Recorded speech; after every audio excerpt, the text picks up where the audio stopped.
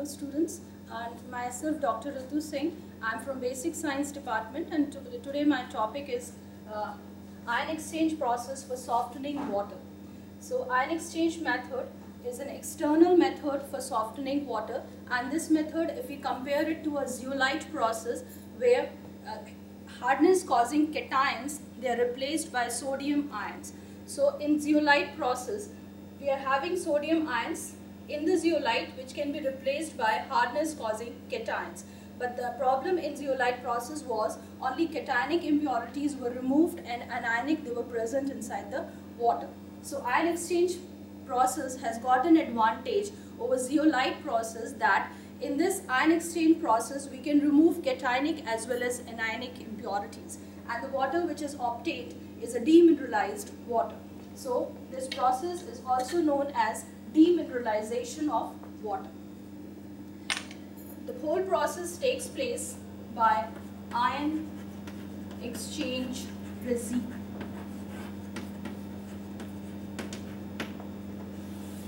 So ion exchange process is an external method for softening water, and by this method we can remove cationic as well as anionic impurities which are going to cause hardness in water, and it is done by ion exchange resin. This ion exchange resin is a high molecular weight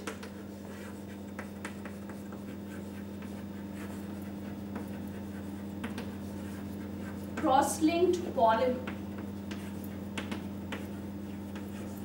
and the functional group which is present in this resin is responsible for the exchange capacity. So ion exchange resin is the resin through which all the exchange of cationic and anionic impurities is going to take place, and the resin is a high molecular weight cross-linked polymer. Now this ion exchange resin is of two types, cationic and anionic. Cationic ion exchange resin is going to remove cationic impurities, and anionic ion exchange resin is going to remove anionic impurities. So if we take cationic ion exchange resin or anionic ion exchange resin, the basic structure is same, styrene divinyl copolymer, and this is the structure of resin. So this is the basic structure of resin, whether we take cationic resin or we take anionic resin. The difference between cationic resin and anionic resin is the functional group which will be present here. So whatever is the functional group will tell whether the resin is cationic or the resin is anionic. So the first we take cationic exchange or cation exchange resin. The cation exchange resin, the basic structure is styrene divinyl copolymer which on sulfonation or carboxylation becomes capable of exchanging its H+ ions with the hardness causing cations. So in carboxylic resin, the functional group is either sulfonic group or it is carboxylic group. So I repeat, cation exchange resin, the basic structure is styrene divinyl copolymer, and on sulfonation or carboxylation it becomes capable of exchanging its H+ ions with the hardness causing ions. So the functional group is present here.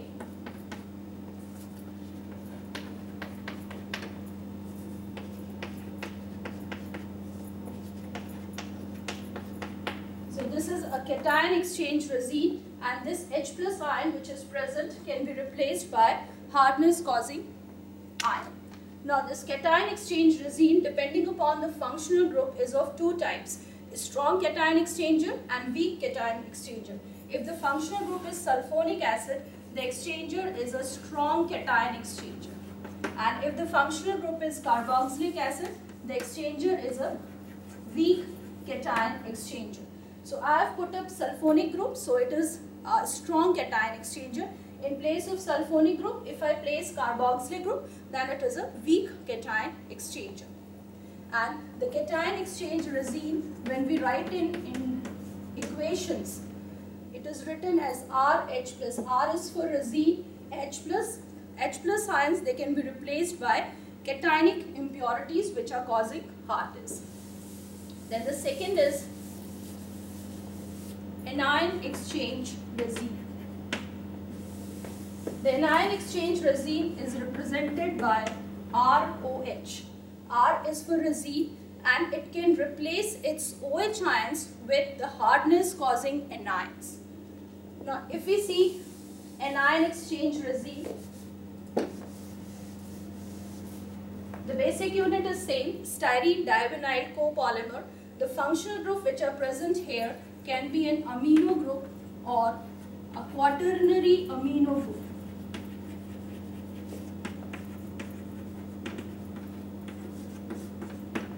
If the functional group is amino group, it is a weak cation exchanger. And if the functional group is quaternary amino, it is a strong cation exchanger. So as it is a strong anion exchanger and it is a strong cation exchanger. So anion exchange resin, the basic structure is same, styrene divinyl copolymer. It is also of two types, anion weak or strong. Weak anion exchanger is when the functional group is amino group, and strong is when the functional group is quaternary amino group. So CH2N Me2OH is the functional group here. CH2N Me2 plus OH minus is the functional group. CH2N Me2 positive OH group. CH2N Me2 plus OH group. So this OH group can be replaced by hardness causing anions. So ion exchange resin is a high molecular weight polymer. We have two types of ion exchange resin, anionic and cationic. Cationic is capable of replacing its H plus ions with the hardness causing cations, and anionic is able to replace its OH ions with the hardness causing anions. And if we take cationic resin or anionic resin, they both are of two types depending upon the functional group which is present. For cation exchange resin, if the functional group is sulfonic acid, it is a strong exchanger. If the functional group is carboxylic acid, it is a weak exchanger. Similarly, in case of anion exchange resin, if the functional group is amino, it is weak exchanger, and if the functional group is quaternary amino, then it is a strong exchanger. Now the process of exchange.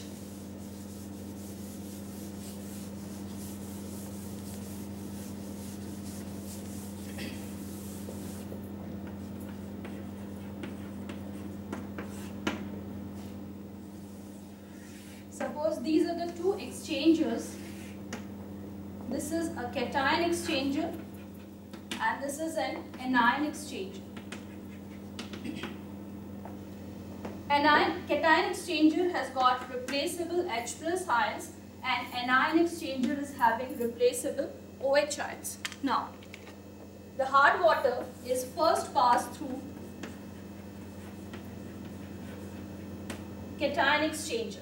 The hard water is having calcium ions, magnesium ions, it is also having chlorides, sulfates, carbonates or bicarbonates.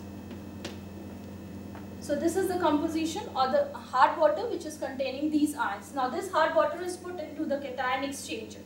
Here the cationic impurities, they are replaced by H plus ions.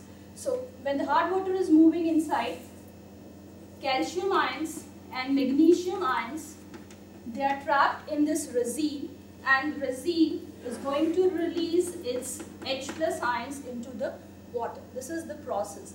So hard water, all the cationic impurities, they enter here, or the water is, when the water is entering, the cationic impurities are trapped in resin and the resin is going to release its H plus ions. Now this water then passes through an ion exchanger. This water is having H plus ions plus all these impurities which are anionic in nature. The water which is coming out is not having cationic impurities because they are already trapped in resin. Now when the water passes through an ion exchanger, all the anionic impurities, chlorides, sulfates, carbonates, bicarbonates, they are trapped in the water, in the resin, and the water coming out contains H plus OH ions.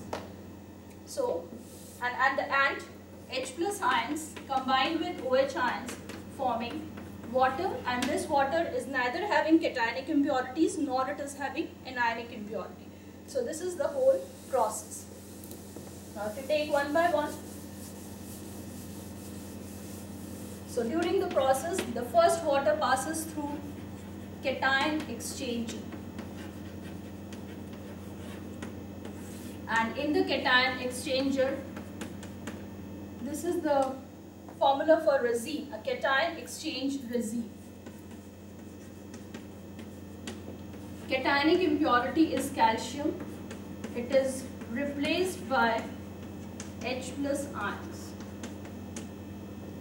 So this is a reaction which is going to take place inside the cation exchanger. The second reaction can be written with magnesium ions also.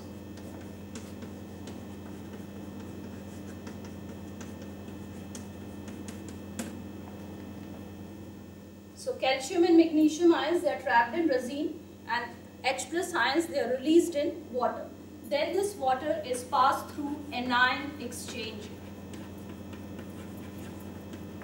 And the anion exchanger is having ROH minus formula. It is going to trap the anions which are causing hardness and is going to release OH ions into the column.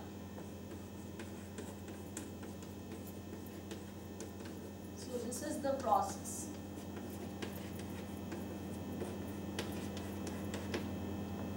So in cation exchange, H plus ions are released. From anion exchange, OH ions are released. Then H plus ions, they combine with OH ions forming water. And this is the demineralized water. Now after the exchange process, the zeolite gets exhausted. And this zeolite can be regenerated to the cation exchanger can be regenerated by adding an acid, and anion exchanger can be regenerated by adding a base. So, at the end,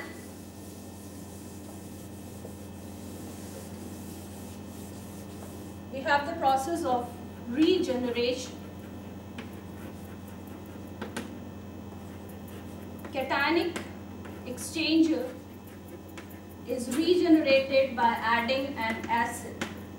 So R2Ca plus 2H plus, we are adding to acid to the exchanger and we get RH positive plus calcium ions are released. The similar reaction we can write down with magnesium also. Then anion exchanger can be regenerated by adding a base.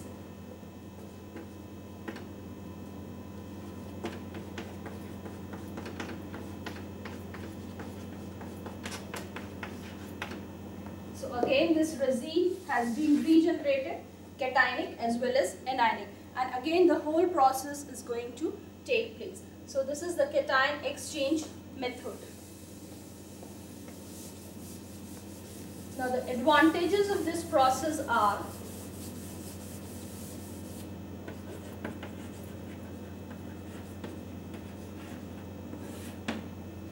the water which is softened. The softened water is having only 2 ppm of hardness. So almost it is free from hardness causing cations as well as hardness causing anions. And secondly, by the ion exchange process, we can purify highly acidic or highly basic water. Then this is the advantage of this process. Then the disadvantages are